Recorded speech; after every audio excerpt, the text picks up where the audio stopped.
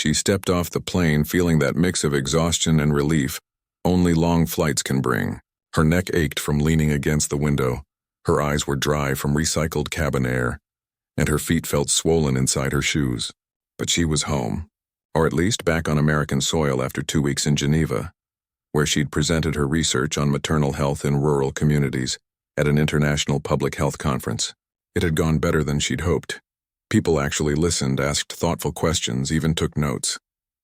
For someone who'd spent years working quietly behind the scenes, trying to make a difference in places most people never think about, it felt like a small kind of victory. She walked down the jet bridge with her carry-on rolling behind her, already thinking about her first real cup of coffee, a hot shower, and maybe collapsing on her couch with a book she hadn't opened in days. The airport buzzed around her. The hum of overhead announcements in multiple languages, the clatter of suitcase wheels, the tired but happy chatter of families reuniting. She blended right in. Dark skin, natural hair pulled into a loose bun, wearing comfortable slacks and a soft sweater, a conference lanyard still dangling around her neck. Nothing about her screamed suspicious. Nothing about her should have drawn attention at all. But then, just past the gate, 2 uniformed officers stepped into her path. They didn't say "excuse me" or "ma'am." They didn't ask if she had a moment. One of them, a tall man with a stiff posture and a radio clipped to his shoulder, held up a hand like a traffic cop. "Hold on," he said, voice flat. "We need to see your ID." She blinked, startled. "My ID, why?" "Just standard procedure," the other officer said, though his eyes didn't meet hers. He was younger, with a nervous energy like he was waiting for something to go wrong. She hesitated. She'd traveled all over the world, through security checkpoints in Nairobi, Bangkok, Berlin, and never once been pulled aside like this without explanation. But she didn't want trouble. She reached into her bag, pulled out her wallet, and handed over her driver's license. The older officer studied it for a long moment, then looked up at her. "Where are you coming from?" "Geneva," she said. "Switzerland. I was at a conference." "Well, what kind of conference?" "Public health. Maternal care in underserved regions." He nodded slowly, but it wasn't a friendly nod. It was the kind of nod someone gives when they're deciding whether to believe you. Then he glanced at his partner. "Step over here, please." She followed them a few feet away from the flow of passengers near a quiet corner by a closed coffee kiosk. Her stomach tightened. "Is everything okay?" she asked, trying to keep her voice calm. The younger officer shifted his weight. "We just need to ask a few more questions." She nodded. "Fine. Ask away." She had nothing to hide, but instead of questions, the older officer said, "Put your hands behind your back." Her breath caught. "What? Why?" "Just do it." "No," she said, stepping back slightly. "You haven't told me why I'm being detained. I haven't done anything wrong." That's when things moved fast. The younger officer grabbed her arm. The older one pulled out handcuffs. Before she could protest again, cold metal snapped around her wrists. The sound echoed in the sudden quiet around them, because people had stopped walking. They were watching. Some pulled out phones. "Hey, what is this?" she said, her voice rising now, not with anger but with disbelief. "I just got off a plane. I have a valid ID. I haven't broken any laws." "Stay calm," the older officer said, but his grip was firm as he guided her toward a nearby service hallway. "I am calm," she insisted. "But you're cuffing me for no reason." "Someone record this." A woman a few feet away nodded and lifted her phone higher. Others murmured. A man in a business suit frowned but didn't step forward. They walked her down the hallway, past janitorial carts and service doors into a small, windowless room that smelled faintly of bleach and stale coffee. Inside, a metal table, 2 chairs, and a surveillance camera in the corner. They made her sit. They didn't remove the cuffs. For the next hour, they questioned her, not about anything specific, but in circles. Where exactly in Geneva had she stayed? Who paid for her trip? Did she know anyone of interest to U.S. authorities? Had she ever been arrested? She hadn't. Why was she speaking a foreign language on the phone while waiting for her luggage? She'd been calling her mother in Igbo, a language she'd spoken since childhood. She answered every question clearly, patiently, even when her voice started to shake.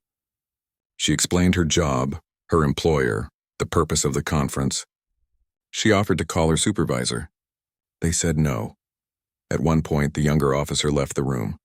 The older one leaned against the wall, arms crossed. "You seem educated," he said, like it was a surprise. "I am," she replied. "Does that make me less likely to be a threat or more?" He didn't answer. Eventually, they brought in a supervisor, a woman with tired eyes and a no-nonsense bun. She reviewed the notes, glanced at the video feed from the gate area, then sighed. "There's no probable cause here," she said quietly to the two officers. Then to her, "I'm sorry for the inconvenience. You're free to go." They uncuffed her. Her wrists were red, slightly swollen. She rubbed them slowly, not saying thank you, because it didn't feel like something to thank anyone for. She walked out of that room on unsteady legs. Her carry-on was waiting at the main security desk. No apology, no explanation. Just her bag and a nod. She didn't cry in the airport. She held it together until she got into a rideshare, buckled her seatbelt and whispered, "Take me home," before the tears finally came. Quiet, hot, and furious. That night she couldn't sleep. Every time she closed her eyes, she saw the officers' faces. She replayed every word, every gesture, wondering what she'd done wrong. Had she looked nervous? Was her accent too strong? Did her skin color make her guilty until proven innocent? The next morning, her phone buzzed nonstop. Friends, colleagues, even distant relatives had seen a video online. Someone at the gate had posted it. A 45-second clip of her being cuffed, her voice clear and steady. "I haven't done anything." The caption read, "This happened at Terminal C this morning. Share if you're sick of this." Within hours, the video had tens of thousands of views. News outlets picked it up. Not as a scandal, but as a quiet, chilling example of something many had experienced but rarely seen captured so plainly. Her employer called first thing. "Are you okay?" her director asked, voice thick with concern. "We saw the video. That's unacceptable. We stand with you completely." Community organizations reached out. A civil rights lawyer emailed, offering pro bono help. Strangers sent messages. "This happened to my sister. I've been there. Thank you for staying calm. They always say we're aggressive, but you showed grace under fire." She appreciated the support, but it didn't erase the shame she felt. Not because she'd done something wrong, but because the system had treated her like she had. She'd spent her life trying to build trust in communities that had been failed by institutions, and now she'd been failed herself. She thought about staying silent, moving on, pretending it was just a bad day. But then she remembered the woman who filmed it, the man who frowned but didn't intervene, the other travelers who looked away. If no one spoke up, nothing would change. So she agreed to meet the lawyer. His name was Daniel Reyes, and he'd been handling civil rights cases for over 20 years. He didn't promise miracles. He didn't use dramatic language. He just listened, really listened, as she told him everything. When she finished, he leaned forward and said, "This wasn't random. I've seen this pattern before. Same airport, same unit, always the same kind of routine check that only happens to certain people." He showed her files, redacted but clear enough. Over the past 3 years, at least 12 complaints had been filed against those two officers for similar stops. All involved black or brown travelers. All resulted in no action taken. One woman had been detained for 2 hours because she looked like she didn't belong. A college student was questioned for carrying Arabic flashcards. "They operate in a gray zone," Daniel explained. "No clear violation, just enough ambiguity to claim they were doing their job. But when you look at the pattern, it's not about security. It's about bias." She felt a cold anger settle in her chest. Not the hot shouting kind, but the kind that fuels long fights. "Can we do anything?" she asked. "We can try," he said, "but it won't be easy. They'll say it was a misunderstanding. They'll say you were uncooperative. They'll drag it out. Are you ready for that?" She thought about her mother, who'd warned her as a girl. Always carry your ID. Always speak politely. Always assume they're watching. She thought about the women in the villages she worked with who faced barriers just to see a doctor. Barriers built on the same kind of assumptions. "Yes," she said. "I'm ready." The lawsuit was filed 3 weeks later. Not for money, though damages were requested, but for accountability, for a record, for the next person who steps off a plane and just wants to go home. News coverage grew, not sensational but persistent. Interviews focused on her work, her character, the facts, not just the moment she was cuffed, but everything that came after. She didn't play the victim. She spoke as a professional, a citizen, a human being who expected to be treated like one. The officers gave a brief statement through their union. "We followed protocol. We regret any distress caused. No names mentioned. No specifics. Just the usual script, but something was different this time because the video existed, because she had a platform, because people were finally paying attention, not just to the act, but to the system that allowed it. She started getting invited to speak not just about the incident, but about dignity, about profiling, about how public service should never come at the cost of someone's humanity. She accepted not for fame, but because silence felt like surrender. Months passed. The legal process moved slowly, as it always does. Depositions, document requests, delays. But she stayed steady. And then, something unexpected happened. During discovery, Daniel obtained internal police communications, emails, radio logs, training records. Buried in them was a thread between the two officers and a supervisor, joking about fishing trips at the international arrivals gate. One message read, "Got another one today, looked real nervous. Probably nothing, but hey, gotta keep the stats up." Another, "She talked funny. Didn't even understand English at first." She'd been speaking Igbo on the phone, her first language. It was damning. Not just bias, but mockery. Not just a mistake, but a habit. When the media got hold of it, the story shifted again. This wasn't just about one woman. It was about a culture. The city's police chief issued a rare public apology. The officers were placed on administrative leave. Federal investigators opened a civil rights inquiry. She didn't celebrate, but she felt something close to hope. Because for the first time, it wasn't just her word against theirs. The truth had a paper trail, and as she sat in her quiet apartment one evening, sipping tea and watching the sunset through her window, she realized something. She wasn't afraid to fly anymore. Not because the system had changed overnight, but because she knew her own strength now. She knew she could face it, speak to it, and maybe, just maybe, help bend it toward something fairer. She hadn't set out to be a symbol. She just wanted to go home. But sometimes the act of simply refusing to disappear is the most powerful thing a person can do. And her story, quiet, real, human, was just beginning. The days after the airport dragged on like a slow fever, aching, disorienting, and impossible to ignore. She tried to go back to normal. She unpacked her suitcase, watered her plants, even made a grocery list.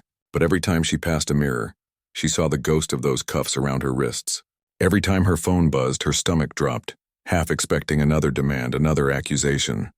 Sleep came in short bursts, interrupted by dreams where she was running through endless airport corridors, doors slamming shut behind her.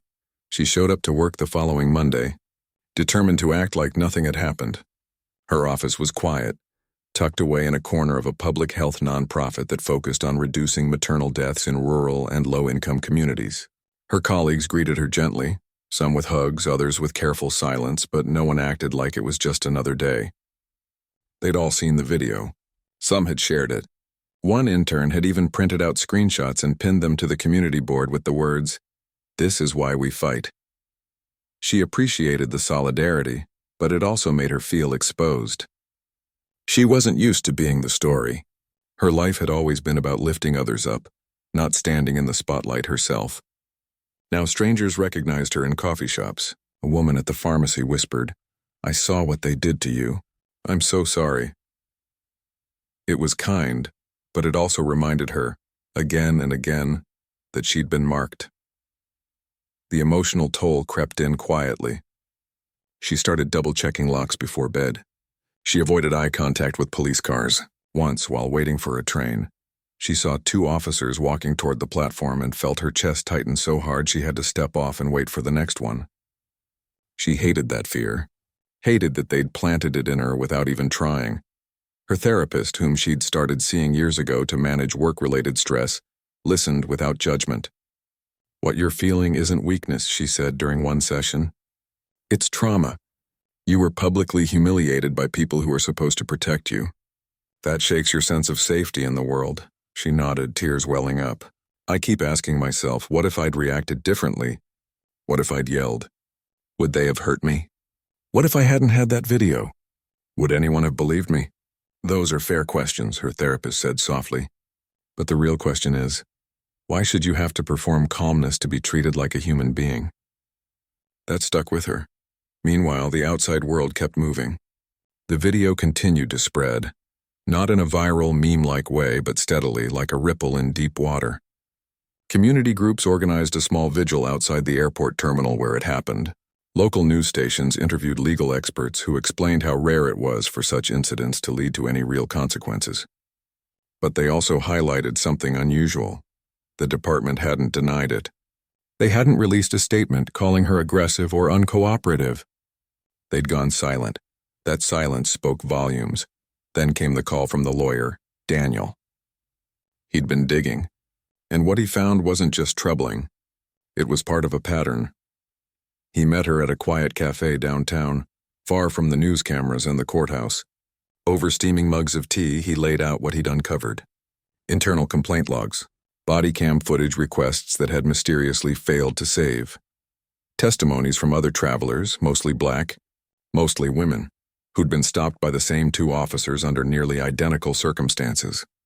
One woman, a college professor returning from a research trip to Senegal, had been detained for over an hour because she answered too quickly when asked about her luggage. Another, a nurse coming back from visiting family in the Caribbean, was accused of acting evasive because she kept checking her watch. She was late for a night shift at the hospital. They use vague language, Daniel explained, flipping through a folder. Suspicious behavior, nervous energy, uncooperative demeanor. But when you compare the reports side by side, the descriptions are almost identical, even down to the phrasing. It's like they're copying from a template. She stared at the documents, her hands trembling slightly. So it wasn't just me.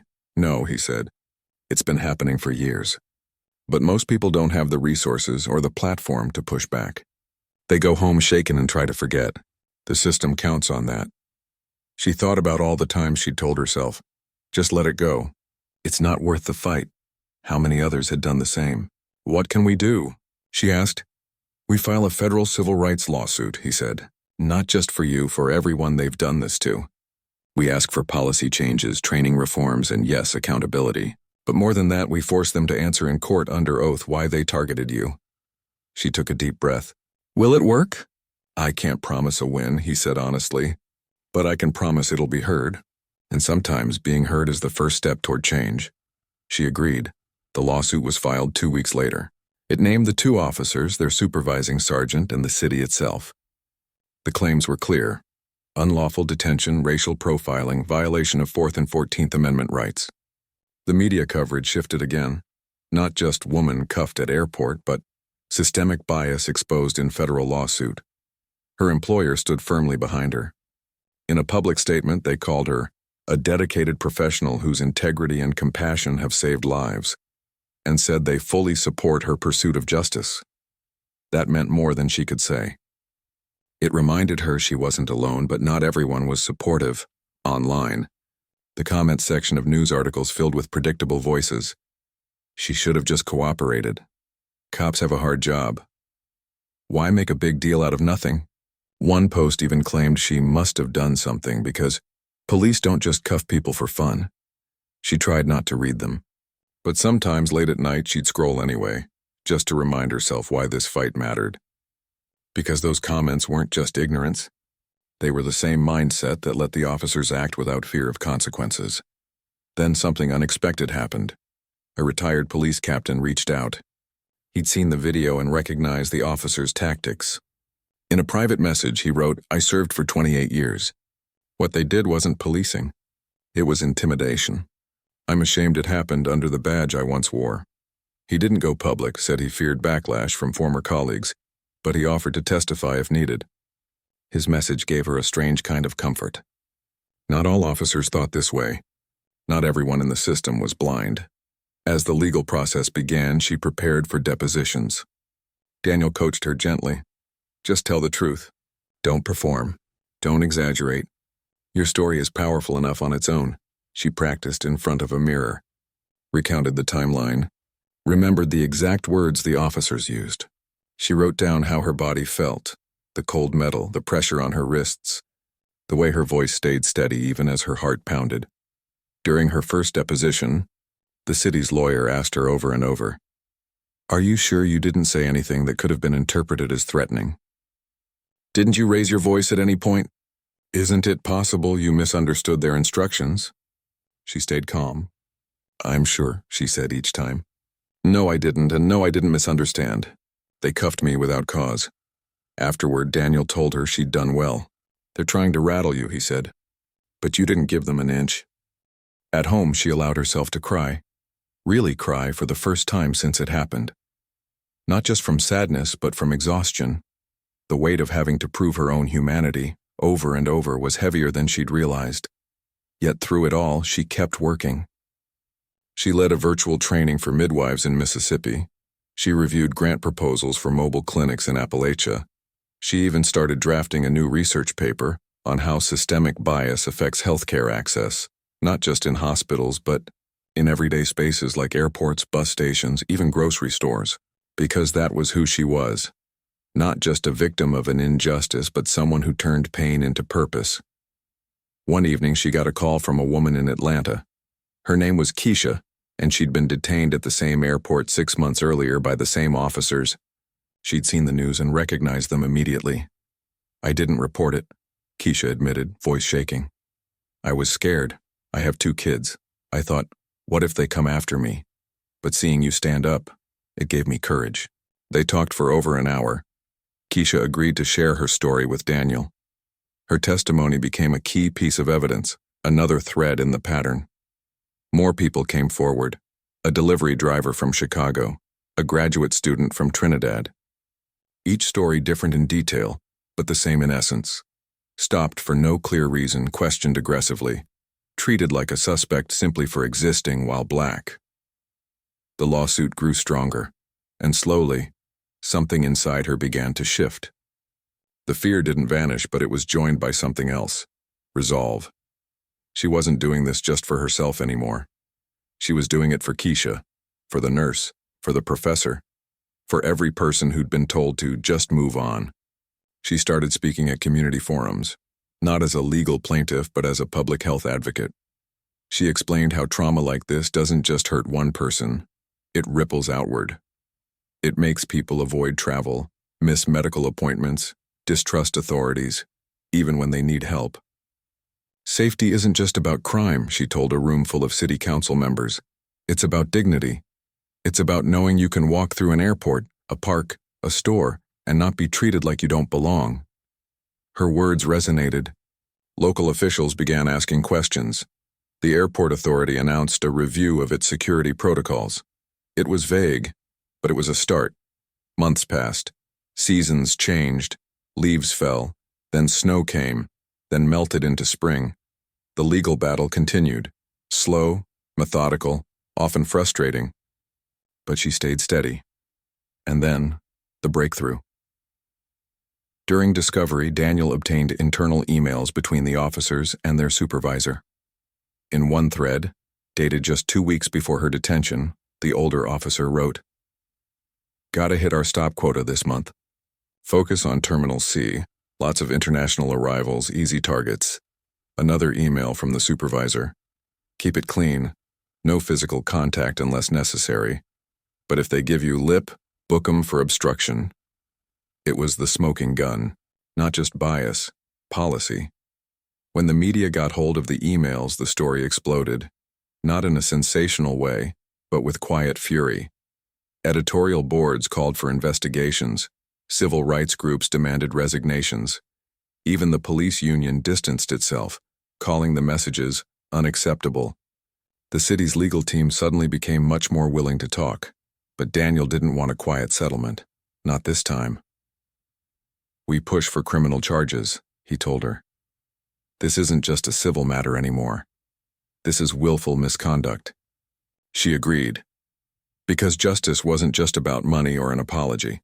It was about consequences. And for the first time, those consequences seemed possible. She still had bad days. Days when she couldn't leave the house. Days when the sound of sirens made her flinch. But she also had good days. Days when a stranger thanked her in the grocery line. Days when a student wrote to say her story inspired them to study law. Days when she looked in the mirror and saw not a victim, but a woman who refused to be erased. She hadn't asked for this fight, but now that she was in it, she'd see it through, not for revenge, but for respect, for truth, for the simple, unshakable right to step off a plane and go home without fear. The courtroom smelled like old wood and too much air conditioning. She sat in the front row, hands folded in her lap, wearing a simple navy dress and low heels, the kind of outfit she'd wear to a serious meeting, not a spectacle. She didn't want to look like she was performing. She just wanted to be seen, as she was. A person who'd been wronged, not a symbol, not a headline, just someone who deserved answers. Across the aisle, the two officers sat with their lawyers. They avoided eye contact. One kept fiddling with his pen. The other stared straight ahead, jaw tight. They looked smaller than she remembered, less like figures of authority, more like men bracing for something they couldn't control. This wasn't the trial yet. This was the deposition phase, part of the civil lawsuit, but it felt like the first real reckoning. Under oath, in a room full of legal eyes, they would have to explain why they'd cuffed her without cause. Why? Their reports used nearly identical language for different people, and what they meant by those damning emails about easy targets and stop quotas. She'd spent weeks preparing. Daniel had walked her through every possible question, every tactic the defense might use to rattle her. They'll try to make you seem angry, he'd warned, or oversensitive, or like you're exaggerating for attention. Don't take the bait, just tell the truth plainly. She'd practiced until her voice didn't shake. She'd written down key moments, the exact words spoken, the sequence of events, how her body felt, so nothing would blur under pressure. Now, it was her turn to testify. The defense attorney stood. He was polished, calm, the kind of man who smiled while asking cutting questions. "Ma'am," he began, "you claim you were detained without cause.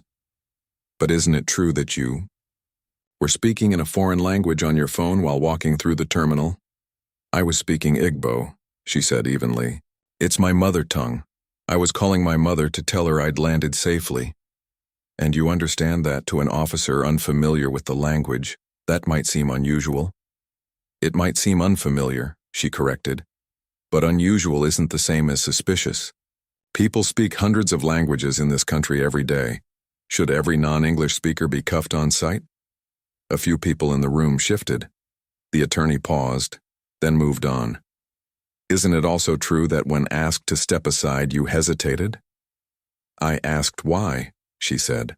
"I had a right to know why I was being stopped. The Constitution guarantees that." He nodded slowly as if conceding a minor point. "And when you were placed in handcuffs, you didn't resist physically, but you did raise your voice, correct?" "I spoke clearly," she said. "I said, I haven't done anything. That's not raising my voice. That's stating a fact." He tried again. "You're a public health professional. You work with vulnerable populations. Surely you understand that law enforcement sometimes has to act on instinct, especially in high-security areas like airports." "I understand that security matters," she replied, "but instinct shouldn't replace evidence, and instinct shouldn't only point in one direction, toward people who look like me." The room went quiet for a beat too long. Daniel didn't smile, but she saw the slight nod he gave her from the side table. She'd held her ground. Later, it was the officer's turn. The older one took the stand first. He wore his uniform, though he was on leave. He spoke in clipped sentences, careful not to say too much. When asked about the email mentioning easy targets, he claimed it was taken out of context. "What did you mean by it then?" Daniel asked. "I meant travelers who don't know the system well, tourists, people who might be confused. But the email specifically said international arrivals, and in your deposition, you admitted that over 90% of the people you detained in the past year were black or brown. How does that align with confused tourists?" The officer shifted.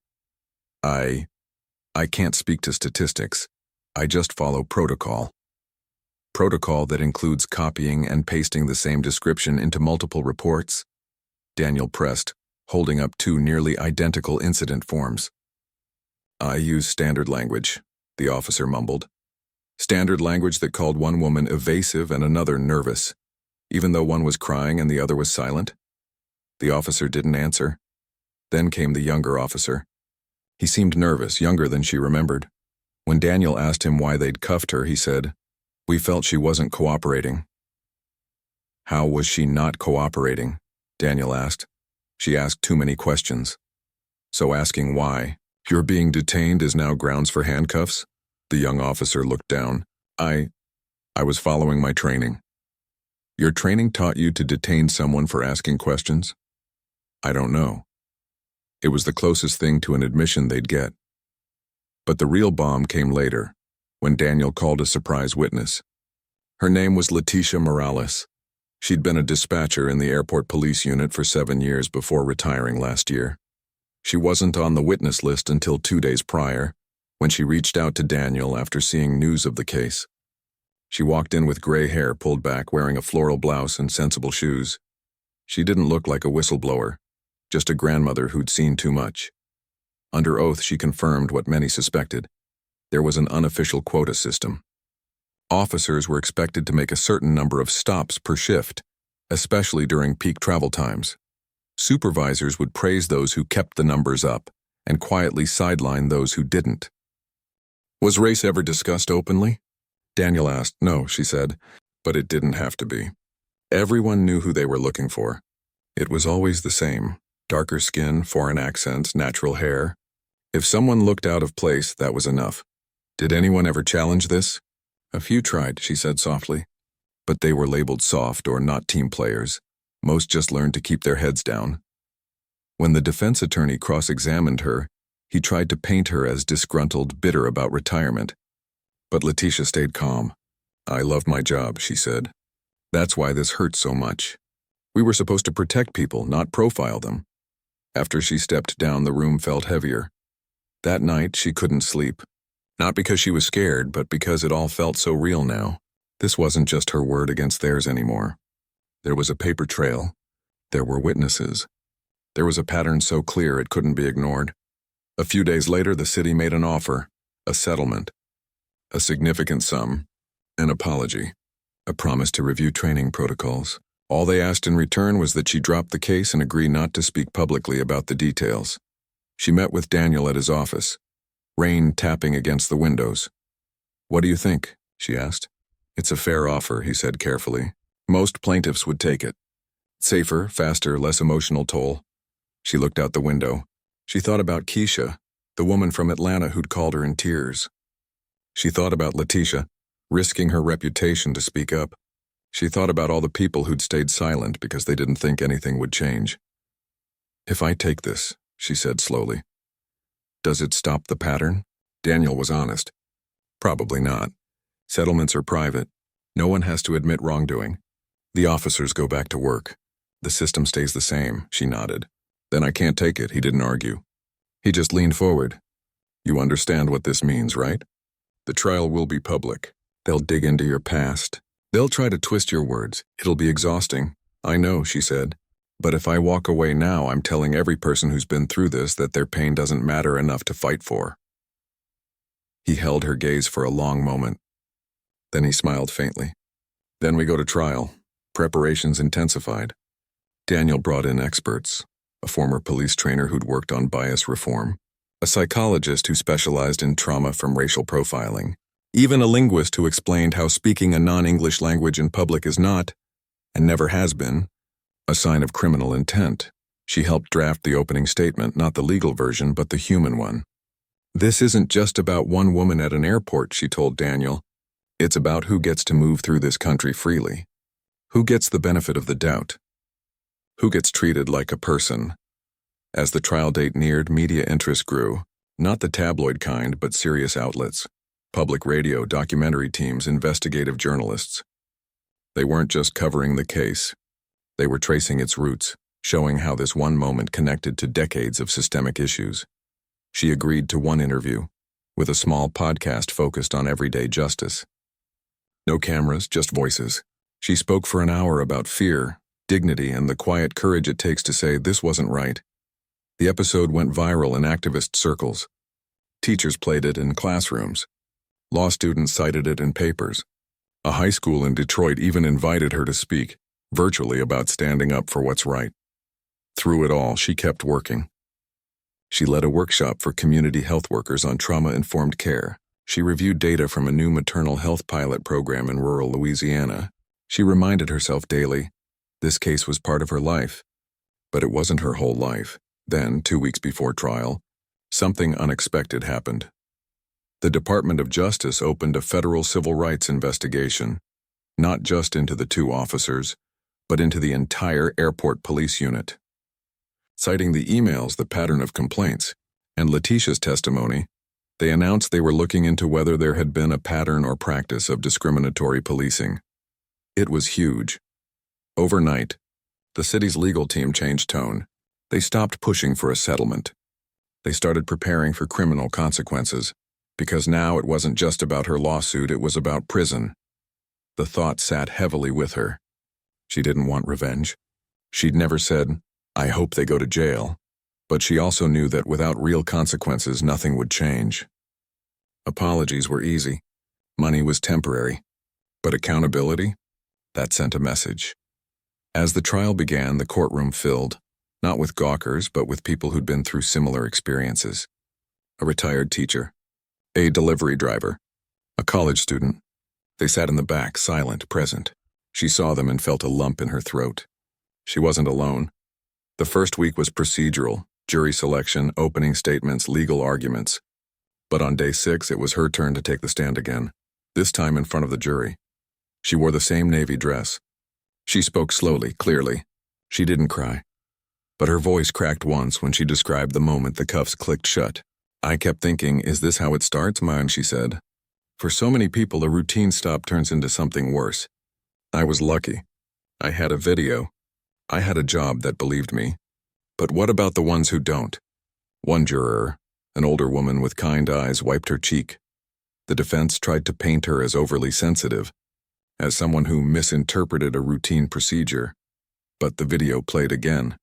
Her calm voice, the sudden cuffs, the crowd watching in shock. It was hard to argue with. Then came the evidence, the emails, the matching reports, Letitia's testimony, the DOJ investigation. Piece by piece, the pattern emerged, not as theory, but as fact. By the end of week 2, even the judge seemed troubled. During a sidebar, he was heard saying, "This looks less like policing and more like harassment with a badge." The officer's lawyers asked for a mistrial. The judge denied it. As closing arguments approached, she felt a strange calm. Not because she knew they'd win, but because she'd done everything she could. She'd told the truth. She'd stood firm. Whatever happened next, she could live with it. That night she called her mother. They spoke in Igbo, just like that day at the airport. Her mother didn't say much, just listened, then whispered, "You make me proud. Not because you're famous, but because you stayed true." She hung up and looked out her window at the city lights. Somewhere out there, someone else was stepping off a plane, hoping to go home without fear. And maybe, just maybe because of this fight, they would.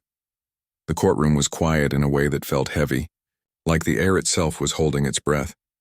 It was the kind of silence that only comes after days of tension, after every word has been weighed, every piece of evidence laid bare.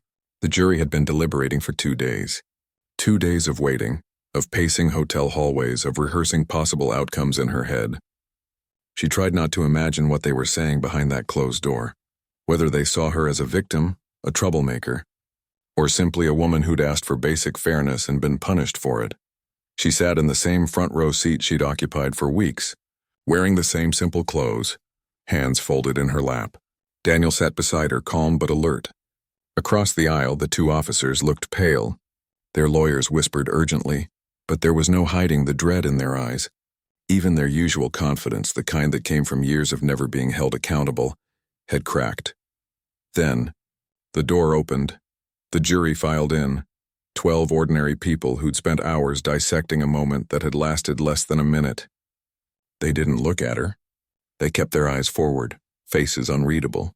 The foreperson, a man in his 50s with wire-rimmed glasses, stood when the judge asked for the verdict. "We, the jury, find the defendants guilty on all counts." The words landed like stones in still water, ripples spreading outward, quiet but undeniable. Guilty of violating civil rights under color of law, guilty of conspiracy to deprive constitutional rights, guilty of falsifying official records. There was no gasp, no outburst. Just a slow, collective exhale from the room. The officers didn't move. One closed his eyes. The other stared at the floor like it might swallow him whole. She didn't cry. She didn't smile. She just sat there feeling something shift inside her. Not victory exactly, but release. Like a weight she hadn't realized she was carrying had finally been set down. After the verdict, the judge ordered them remanded into custody immediately. Bail was denied. As bailiff stepped forward, one of the officers turned slightly, just enough to catch her eye for a fraction of a second. There was no apology in that look. Just shock, as if even now he couldn't believe this was happening to him. She looked away. Outside the courthouse, reporters swarmed. Cameras flashed. Microphones thrust toward her face. How do you feel? Is this justice? What do you say to people who claim this was just a misunderstanding? She stepped up to the podium Daniel had arranged, not because she wanted attention, but because she knew silence would be louder. I didn't come here for revenge, she said, voice steady. I came here because what happened to me wasn't an accident. It was part of a pattern, and patterns only change when people refuse to look away. She paused, glancing at the crowd, not just journalists, but community members, advocates, even a few former detainees who'd reached out during the trial. This verdict isn't just about me, she continued. It's about every person who's been stopped, questioned, humiliated just for existing while black, while brown, while different. It's about saying your dignity matters, your truth matters, and when the system fails you, you don't have to accept it. She didn't stay long. She answered a few more questions, then slipped away with Daniel through a side exit. In the car, she finally let herself breathe. What now? She asked.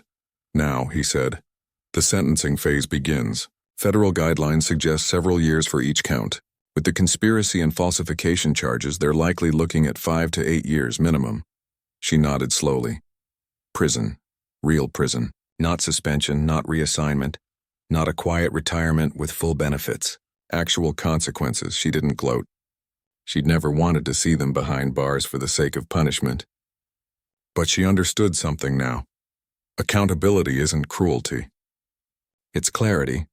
It tells everyone watching, officers, supervisors, city leaders, that this behavior has a price. Over the next few weeks, more pieces fell into place.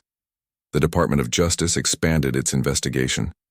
They subpoenaed training records, internal audits, even radio logs from the past 5 years. What they found was worse than anyone expected. Dozens of similar stops, minimal oversight, supervisors who'd ignored complaints or buried them in paperwork. A culture where profiling wasn't just tolerated, it was rewarded. 3 more officers were placed on leave. The police chief resigned.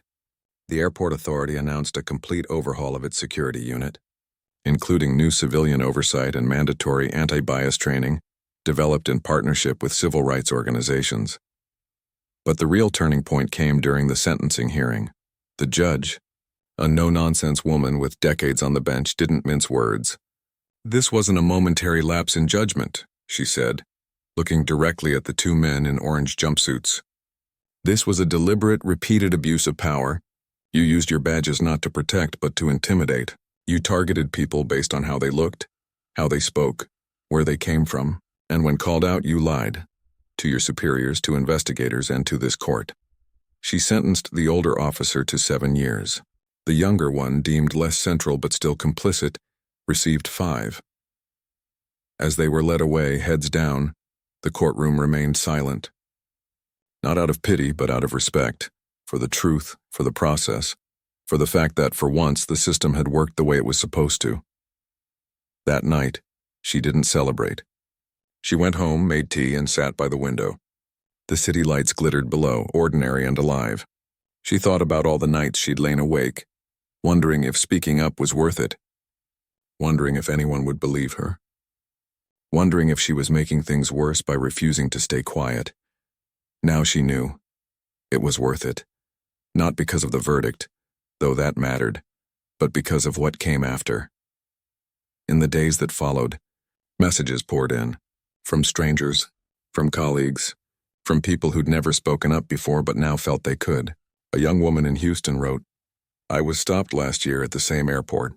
I didn't report it because I thought no one would care. But seeing you stand your ground, I filed a complaint today. A retired teacher in Chicago sent a letter. I taught for 40 years. I always told my students that justice is slow, but it's possible. Thank you for proving that. Even the rideshare driver who'd taken her home the night she was released from detention reached out. I saw you on the news, he said. I'm glad they finally listened. She saved every message. Not as trophies, but as reminders of why this fight mattered beyond her own experience. Meanwhile, the legal ripple effects continued. Her civil lawsuit, now strengthened by the criminal convictions, moved toward a final settlement. This time, the city didn't offer silence in exchange for money. Instead, they agreed to sweeping reforms, an independent monitor for the airport police unit, public reporting of all stops by race and outcome, and funding for a community advisory board made up of travelers, advocates, and legal experts. Most importantly, they agreed to train all officers using a new curriculum, one co-designed by public health experts, psychologists, and people who'd experienced profiling firsthand. The training didn't just teach what not to do, it taught empathy. It asked officers to consider, how would you feel if this happened to your sister, your daughter, your friend? It wasn't perfect. Change never is, but it was real. She was invited to help shape that training. At first she hesitated. The idea of sitting in a room with law enforcement, even reform-minded ones, made her stomach tighten. But then she remembered something her mother used to say. If you want the pot to boil, you can't just stand outside the kitchen. So she said yes. She didn't speak as a victim. She spoke as a professional, as someone who understood systems, behavior, and how to create lasting change. She shared not just her story, but data, how trauma from profiling leads to medical mistrust, how fear of authorities keeps people from seeking help, how dignity is a public health issue. To her surprise, many officers listened. Some even apologized, not for her case specifically, but for the culture they'd been part of. We were taught to be suspicious, one sergeant admitted during a session. No one ever taught us to be human. That honesty moved her. Not because it excused the past, but because it opened a door to a different future. As the months passed, she returned to her core work: maternal health, community care, reducing preventable deaths. But now her lens was wider. She started including questions about encounters with law enforcement in her community surveys. She partnered with legal aid groups to connect patients with resources if they'd been profiled. She realized that health wasn't just about clinics and medicine, it was about safety, trust, and the freedom to move through the world without fear. One afternoon, she got a call from the airport's new oversight committee. They wanted her to serve as a civilian advisor. She accepted, but only if the role included real power, the ability to review complaints, recommend discipline, and veto training materials that felt performative. They agreed. It wasn't about holding a title. It was about ensuring that what happened to her wouldn't happen to someone else. She still had hard days. Days when a siren made her flinch. Days when she scrolled past a news story about another unjust stop and felt that old anger rise. But those days were fewer now, and when they came, she didn't fight them alone. She'd built a community of survivors, advocates, allies who reminded her that healing isn't linear, and justice isn't a single moment but a practice. The trial was over. The officers were in prison, but her work wasn't done, because real change doesn't end with a verdict. It begins with it, and as she boarded a plane for a new conference, this time in Toronto, she walked through security with her head high, not because she trusted the system completely, but because she knew her voice could help reshape it. At the gate, a young woman with braids and a medical badge caught her eye. She smiled shyly. "Are you the one from the airport case?" She nodded. The woman's eyes lit up. "My sister showed me your interview. It gave me courage to apply for med school." She said, "If she can stand up like that, so can you." She smiled back. "You belong here," she said gently. "Everywhere you go, you belong." And for the first time in a long time, she truly believed it for herself too. Time has a way of softening edges. Not the truth, never that, but the sharpness of pain, the raw sting of injustice. A year after the verdict, she no longer jumped at the sound of sirens. She could walk through an airport without scanning every uniformed figure for threat. She still carried what happened, but it no longer carried her. Life had settled into a new rhythm, one that held space for both healing and purpose. She returned to her work in public health with renewed focus. But now her approach included something it hadn't before: a deeper understanding of how safety isn't just about disease or access to care, it's about dignity in everyday spaces. She began weaving questions about trust, fear, and encounters with authority into her community assessments, not as an afterthought but as a core part of health itself. She hadn't set out to become an advocate for police reform. But once you've been seen clearly, really seen, you can't unsee others. Her role on the airport's Civilian Oversight Committee became more than symbolic. She pushed for transparency, public dashboards showing stop and search data by race, gender, and outcome. She insisted that complaints be reviewed within 30 days, not buried for months. And she fought, quietly, persistently, for the inclusion of people with lived experience in every training session, not just as case studies, but as teachers. At first, some officers bristled. One even muttered, "We're not the bad guys," during a debrief. She didn't argue. She just asked, then who is? And how do we make sure we never become them? That question lingered. And slowly, the tone in the room began to shift. She also started speaking, not at rallies, but in classrooms, community centers, even police academies. She didn't tell her story for drama. She told it to show how easily bias becomes routine, how just following orders can erode humanity, and how one moment of courage, from a bystander with a phone, from a dispatcher who finally spoke up, from a woman who refused to stay silent, can crack open a system. Students asked her the hardest questions. What if speaking up gets you hurt? What if no one believes you? How do you keep going when change feels so slow? She never gave easy answers. You don't have to be fearless, she'd say. You just have to care more than you're afraid. And you don't have to change the whole world, just your corner of it. One afternoon, she received an email from a high school in rural Ohio. A teacher had shown her podcast interview to her social studies class. The students, most of them white from a town with one traffic light, had written letters. Not essays, not assignments. Real letters. One read, "I never thought about how scary it must be to travel if you look like you don't belong. I'm sorry I didn't see that before." Another, "My dad's a cop. I'm going to ask him what his training says about bias. I hope he listens." She read them at her kitchen table, tears in her eyes, not from sadness but from hope. Change wasn't always loud. Sometimes it started in a quiet classroom, with a teenager realizing the world is bigger than their own experience. Meanwhile, the reforms at the airport began to show results. Within 8 months, stops of black and brown travelers dropped by 62%. Complaints fell even more. More importantly, traveler surveys showed a noticeable increase in feelings of safety, especially among women of color. It wasn't perfect. There were still missteps, still moments of tension, but now there was a path to accountability, a place to be heard. She visited the terminal one morning not as a plaintiff or an advisor, but as a passenger. She walked through security, showed her ID, answered the usual questions. The officer, a woman with kind eyes and a name tag that read Reyes, smiled. "Have a safe trip," she said, handing back the license. Simple, human, normal. That was the victory. Not headlines.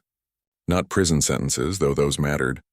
But the quiet return to normalcy, the right to exist without suspicion. Later that week, she boarded a flight to Nairobi. She was leading a workshop on maternal health data collection in underserved regions, a full-circle moment, returning to the work that had always grounded her. As the plane taxied down the runway, she looked out the window and thought about how far she'd come. Not just in miles, but in spirit. She wasn't the same person who'd stepped off that plane a year and a half ago. That woman had been shaken, questioning her place in the country she called home. This woman knew her worth wasn't up for debate. She carried her truth like a compass, not a burden. In Nairobi, the workshop was filled with doctors, midwives, community leaders, people who understood that health begins with respect. During a break, a young Kenyan researcher pulled her aside. "I saw what happened to you," she said softly. "It gave me courage to report harassment I faced at my own university. I used your case as an example when I spoke to the board." She hugged the woman, holding her tightly. "You did that," she whispered. "Not me, you chose to speak. That's where real power lives." Back home, life continued. She still made coffee too strong. forgot to water her plants sometimes, and laughed too loudly at bad sitcoms. But she also said yes to things she might have avoided before, saying no to injustice, yes to connection, yes to using her voice even when it trembled. She never called herself a hero. She hated that word. Heroes were people who ran into burning buildings or saved strangers from rivers. She just asked a simple question, why me? And refused to accept silence as an answer. The media moved on, as it always does. New stories took center stage. But in the communities that mattered, the ones who'd lived similar moments, her story remained alive. Not as a cautionary tale, but as proof that change is possible when ordinary people choose to stand firm. One evening, she received a package with no return address. Inside was a small wooden carving, a woman with her arms raised not in surrender but in strength. Tucked beneath it was a note. For the days you doubt your impact, you are seen, you are remembered. She placed it on her bookshelf next to photos of her mother, her team, the villages she'd worked in. It wasn't about fame. It was about legacy. The kind built in quiet acts of courage. In systems changed and hearts opened, she still flew often and every time. She walked through the terminal with her head high. Not because the system was fixed, but because she knew her presence was part of the fixing. At security, she'd sometimes catch the eye of another black woman, gripping her bag a little too tightly, scanning the room with that familiar tension. She'd offer a small nod, a silent message, you're okay. You belong here. And sometimes that woman would nod back, shoulders relaxing just a little. That was enough because the real victory wasn't in the courtroom. It was in the everyday moments where fear gave way to belonging, where dignity wasn't a privilege but a given. She never wanted her story to be about punishment. It was always about possibility, the possibility that truth can be heard, that patterns can be broken, that one person's refusal to disappear can light the way for others. And as she sat on her porch one spring evening, watching fireflies blink in the dusk, she felt a deep, quiet peace. Not because everything was perfect, far from it, but because she'd done what she could. She'd spoken. She'd stood. She'd helped bend the arc just a little. The world kept turning. Injustice hadn't vanished. But neither had hope. And sometimes that's the most powerful thing of all.